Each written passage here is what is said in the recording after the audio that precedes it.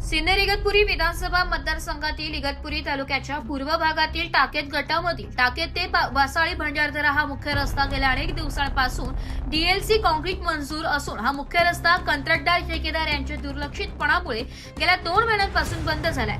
मे महिन्याच्या दरम्यान सोनोशी बारिश गवे वासाळी दरम्यान चांगला असलेला कॉर्पेटचा डांबरीकरण रस्ता संबंधित महाराष्ट्र सुविधा विकास महामंडळ या विभागाचे संबंधित अभियंता व ठेकेदार पटेल आणि वर्मा या कंत्राटदारांनी नवीन कॉन्क्रीट रस्ता करण्याकामी उभारलाय व रस्त्याचे रुंदीकरण देखील केले नाही। परंतु रस्त्याचे रुंदीकरण केल्यानंतर पासून ते आजपर्यंत या रस्त्याचे कॉन्क्रीट कामकाज अजूनही झालेले नाही। या कारणास्तव ऐन पावसाळ्यात रस्त्यावरून पावसाचे पाणी वाहत आहे। या पावसाच्या पाण्यामुळे हा रस्ता अनेक ठिकाणी पूर्णपणे वाहून गेलाय।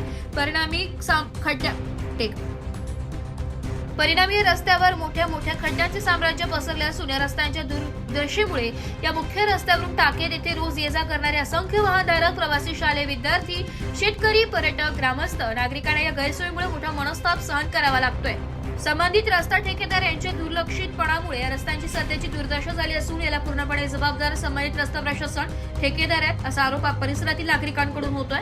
दरम्यान हा रस्ता निधी वाचून किंवा संबंधित प्रशासन, ठेकेदार यांच्या काही तांत्रिक अडचणीमुळे वेळेत पूर्ण होणार नव्हता, तर या अगोदरही चांगला कॉर्पेटचा रस्ता उकाडाची काहीच गरज नव्हती।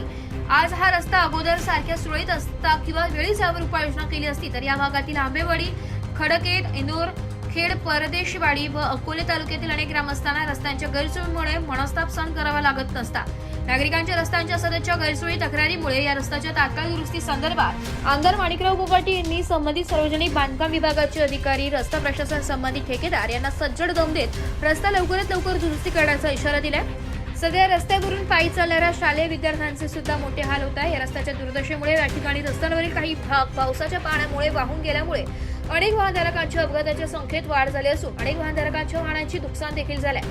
आमदार माणिकराव कोकाटे यांचे स्वीय सहाय्यक राजकुमार भालेराव यांनी अनेकदा या रस्त्याच्या दुरुस्ती संदर्भात संबंधित रस्ता प्रशासन व ठेकेदार यांना सूचना दिल्या असून या रस्त्यावर केवळ काही ठिकाणी खडी टाकण्यात आली आहे, परंतु अद्यापही वाहनधारकांना रस्ता सुरळीत झालेला नाहीये। बारशिगवे व वासळी दरम्यान रस्त्याची मोठी दुर्दशा बघावयास मिळत आहे। येत्या काही दिवसात हा रस्ता जर सुरळीत झाला नाही तर रस्ता रोको आंदोलनाशिवाय दुसरा पर्याय आमच्याकडे नाही असा सक्त इशारा या भागातील सामाजिक कार्यकर्ते आणि ग्रामस्थ वाहनधारक नागरिकांनी दिलाय।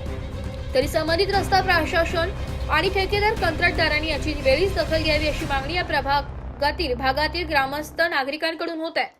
ब्युरो रिपोर्ट, नाशिक लोकशाही न्यूज, नाशिक।